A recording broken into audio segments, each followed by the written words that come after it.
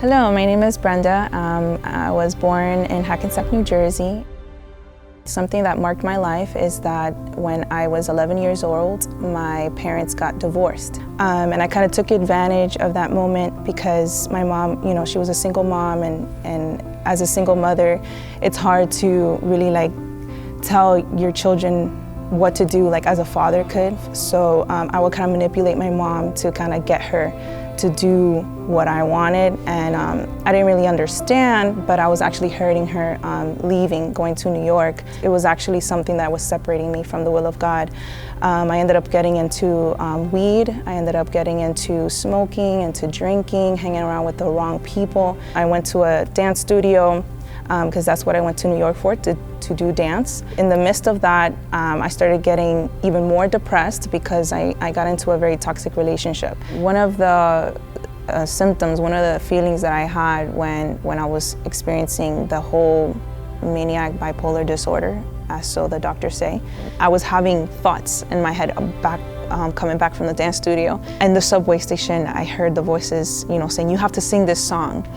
So it was super awkward. I was like, whatever, but I was like those crazy people, on the subway station, and I was just singing the song because the devil said, you have to sing the song, and if you don't sing it, something bad's gonna happen. And then I started realizing that the devil's like, oh, they have to sing with you.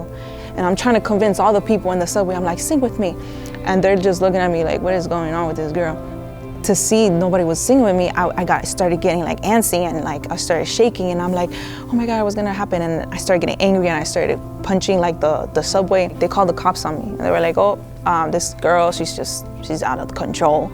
I was on the floor, and the cops came, and one of them tried to come, and they couldn't handle me, so they got both, and they just handcuffed me. And then I went, to the mental hospital. The same situation, I was in New York, and my mom said, we have to go to Miami, we have to, because you're getting really bad here.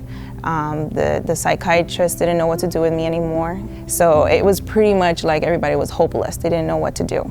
So I was in my room back in Miami, and I said, God, if you do exist and you really do say that you're alive the way that you say you are, then I'm gonna need you to show me, because I'm gonna go to youth service, but if you don't show up, I'm going to end my life.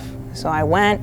Pastor Brian Maldonado was there, and he was preaching, and at the end he said the calling, and he said, if anyone wants to come to the front, come and receive Jesus. And I remember him just taking a really long time, and I'm like, what is he waiting for? And he's like, I'll wait till 12 midnight until you get here.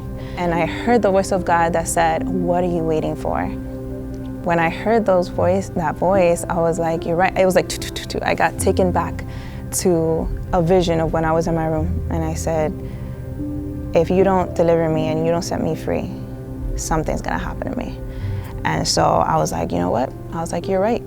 I started crying profusely, and I went to the front, and Pastor Brian Maldonado was like, there she is. And I got to the floor, they delivered me, set me free completely from depression, completely from bipolar and maniac disorder.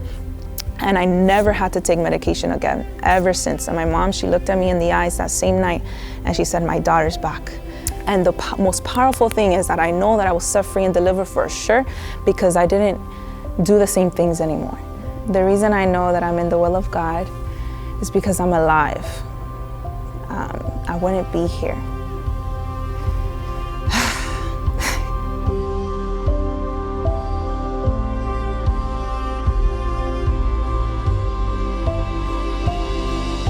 I know I'm in the will of God because I'm not alone. I don't ever feel alone. I never have to suffer again being alone. I never have to suffer again to feel depressed. I never have to suffer again to know that I'm just accepted from the Lord. I know who I am in God. I have a Father that loves me beyond anybody else in the world. Anybody can fail me, but my God won't.